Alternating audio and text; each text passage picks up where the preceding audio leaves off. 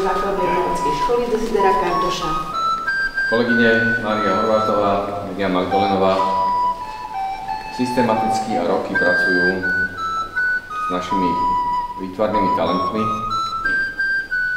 a to, čo tu vidíte, je taká naozaj reprezentatívna tvorka toho, čo spolu so žiačkami a žiakmi vytvorili počas tohto školského roka. Myslím si, že naša škola zásluhou šikovných detí, zásluhou porozumenia rodičov a zásluhou kvalitného a kvalifikovaného vedenia tých žiakov kultivuje nenápadne pomaly a vytrvalo život v tomto meste.